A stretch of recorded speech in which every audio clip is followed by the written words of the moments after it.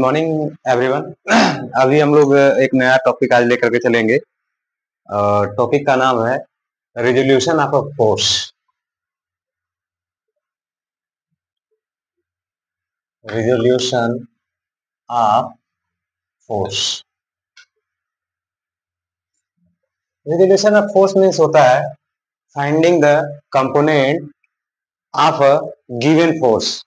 कोई एक फोर्स दिया हुआ है, किसी एंगल पे लगा हुआ है, तो उस फोर्स में हॉरिजॉन्टल और वर्टिकल दो कंपोनेंट फाइंड करना ही हमारा क्या कहलाता है, रिजोल्यूशन ऑफ अ फोर्स।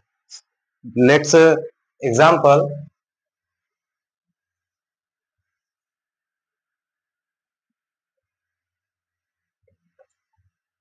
कोई एक फोर्स लग रहा है, सपोज दैट आर फोर्स है, ठीक है, और ये हमारा थीटा एंगल पे लग रहा है, ठीक है। तो इस फोर्स को ही रिजोल्व करना या इसका कंपोनेंट फाइंड करना ही हमारा क्या कहलाता है, रिजोल्यूशन ऑफ अ फोर्स, ठीक है। तो component component of R along along x axis is equals to component of R. R का जो कंपोनेंट बनेगा वो हमारा एक्स एक्सिस पे क्या बनेगा, इसके जो कंपोनेंट बनेंगे, पहला एक कंपोनेंट ये बनेगा और दूसरा कंपोनेंट ये बनेगा।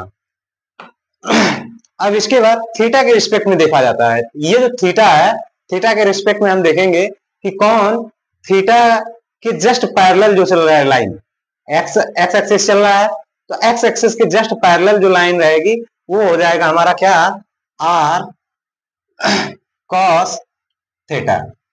और इसके जस्ट परपेंडिकुलर जो रहता है वो हमारा क्या हो जाता है, आर साइन थीटा, ठीक है।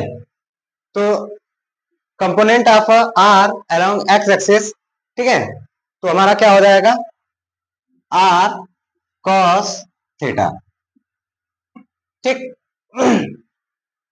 इसके बाद वाई एक्सिस पे component of R along Y axis, component of R along Y axis equals to R sine theta. बस यही हमारा है रिजोल्यूशन ऑफ अ फोर्स। ये हमारा केवल एक कंपोनेंट के, एक फोर्स के लिए था। अगर हमें इसमें कई सारे कंपोनेंट मिल जाए, कई सारे लोड मिल जाए, कई सारे फोर्सेस मिल जाए, तो उसके लिए हम लोग देख लेते हैं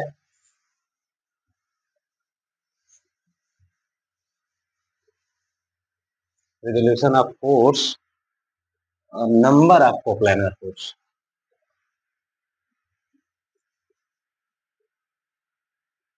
और नंबर ऑफ कोप्लानर फोर्सेस।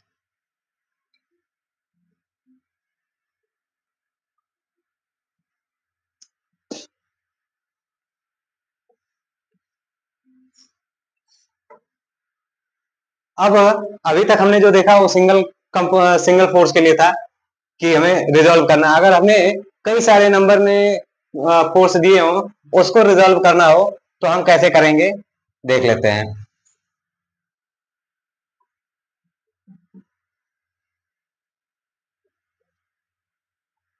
मान लीजिए एक फोर्स ये लग रहा है, F1 कर लेते हैं, और ये थीटा 1 कर लेते हैं।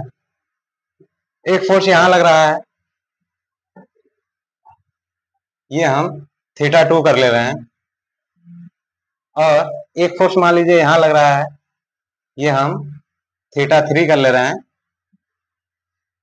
ये हमारा F3 हो गया, ये हमारा F2 हो गया। अब यहाँ पे कई सारे नंबर हो गए, 1 2 3, तीन फोर्सेस हो गए, तीन थीटा बने हुए हैं। अब इसको हमें रिजॉल्व करना है, तो इसको रिजॉल्व करने के लिए सबसे पहले हम क्या करेंगे कि सारे सारे फोर्सेस का हम कंपोनेंट फाइंड कर लेंगे। जो कंपोनेंट फाइंड करेंगे तो ये हमारा कोप्लानर फोर्सेस है। कोप्लानर फोर्सेस का मतलब कि जितने भी number of forces acting at a point is called coplanar forces. किसी एक पॉइंट पे सारे फोर्सेस अगर वर्क कर रहे हैं किसी एक पॉइंट से ही, वही फोर्स हमारा क्या कहलाता है, कोप्लानर फोर्स कहलाता है। तो यहाँ पे सारे एक ही पॉइंट से कर रहे हैं। तो यहाँ पे अब हम लोग लेके चलते हैं। तो पहले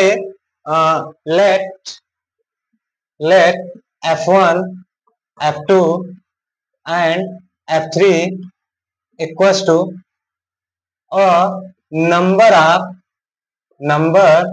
of coplanar forces, coplanar forces। ठीक है। इसके बाद θ1, θ2 and θ3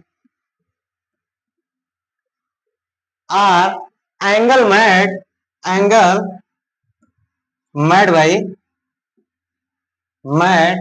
by x axis।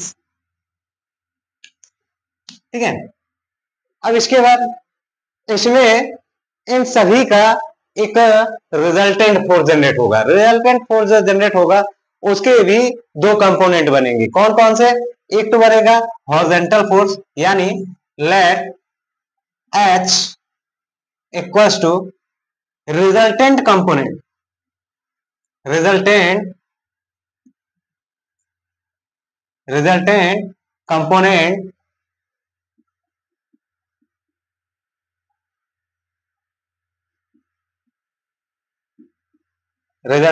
Component of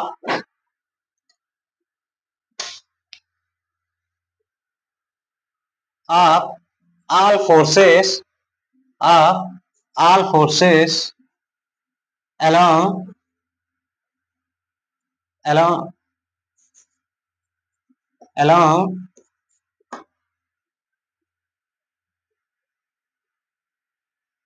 along x axis and V equals to resultant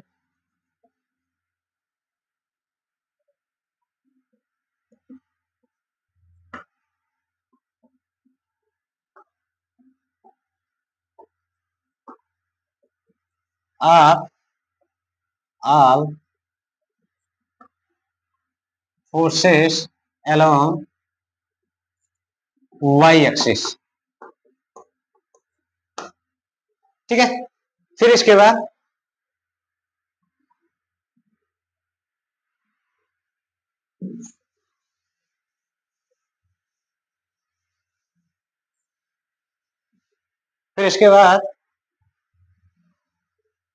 ये हमारा रिजल्टेंट है। ठीक है। तो रिजल्टेंट जो होता है, आर जो होता है resultant of all forces. R क्या हो गया? रिजल्टेंट हो गया किसका? सारे फोर्सेस का। फिर इसके बाद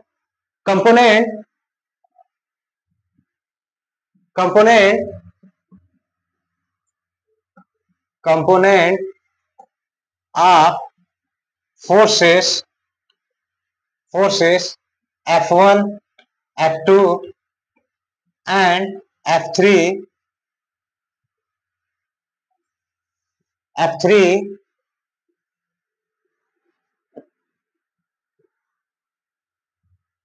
along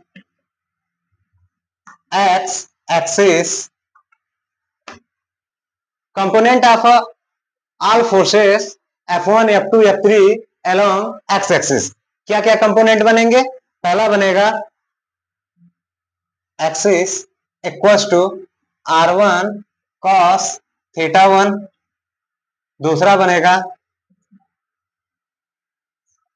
F1 cos θ1, F2 cos θ2 and F3 cos θ3। ये हमारे कंपोनेंट बन गए एक्स एक्सिस से। ठीक है। F1 F2 F3 का। अब component of forces F1 F2 F3 along y axis से देखेंगे। Component of forces F1 F2 F3 along y axis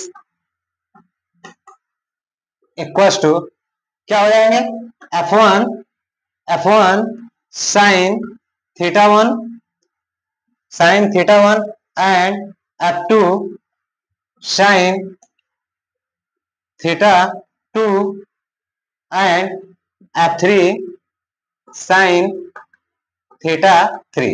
ये हो गए। अब इसके बाद हम जो क्या करेंगे, अब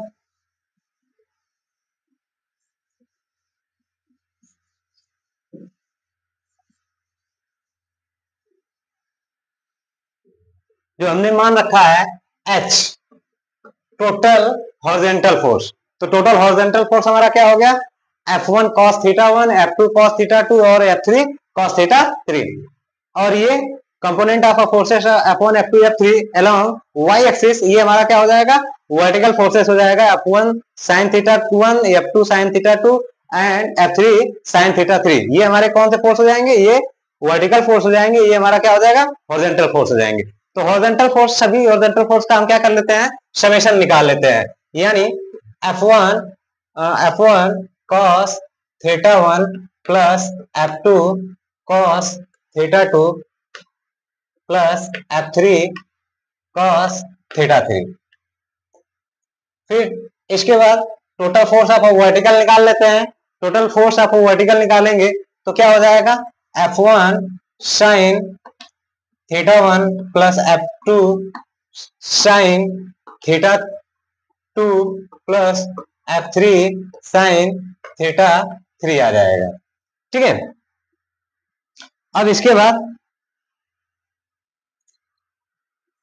हमने टोटल हॉरिजॉन्टल फोर्स और टोटल वर्टिकल फोर्स मतलब निकाल लिया, जो कि हमारा रिजल्ट, ये हॉरिजॉन्टल फोर्स का रिजल्टेंट निकल गया, ये वर्टिकल का रिजल्टेंट निकल गया। अब इसके बाद टोटल रिजल्टेंट निकालेंगे।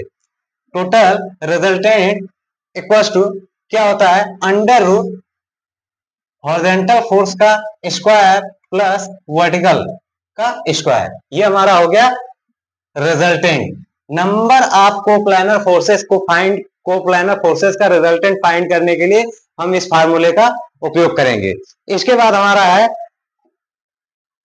रिजल्टेंट, मैग्नीट्यूड ऑफ रिजल्टेंट तो फाइंड हो गया, बट ये रिजल्टेंट किस डायरेक्शन में लगेगा, यानी डायरेक्शन निकालने के लिए हमें क्या निकालना पड़ेगा, थीटा। तो थीटा निकालने के लिए हमारा जो फॉर्मूला होता है tan theta equals to horizontal upon vertical upon horizontal. ठीक है, ये हमारा क्या हो गया,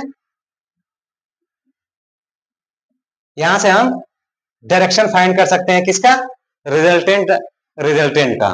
क्लियर। इतनी सारी चीजें अगर क्लियर हो जाने के बाद ही जो हम एक नए टॉपिक पे चलेंगे, जो है हमारा क्या, बीम एनालिसिस।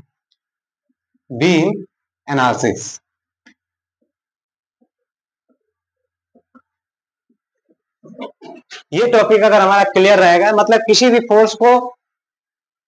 भी फोर्स का कंपोनेंट फाइंड करना, ये हमारा क्या कहलाता है, रिजोल्यूशन ऑफ अ फोर्स।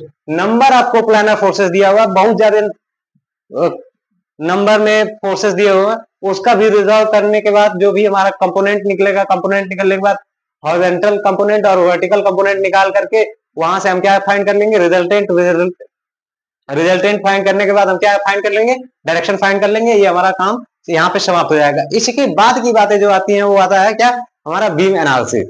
अब बीम एनालिसिस पे हम लोग अपना अगला टॉपिक शुरू करेंगे। अभी के लिए